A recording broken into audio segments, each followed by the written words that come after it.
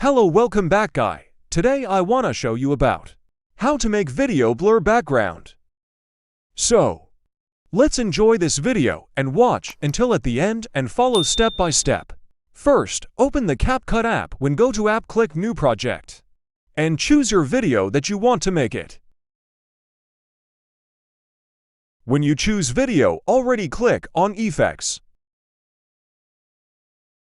and then click on Video Effects. Find the effect name Blur, or you can search it easy find and fast.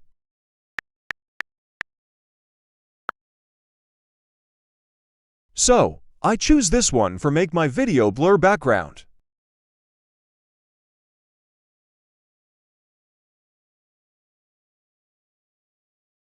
Now click on Overlay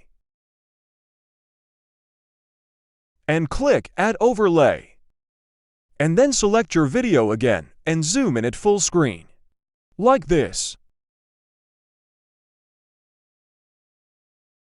Let Find Cutout and click on it. And click on Remove Background. Wait it generate until full %. So, we see the result together. It's so fast and easy to do it. Thank you for watching this video until end. See you in the next video.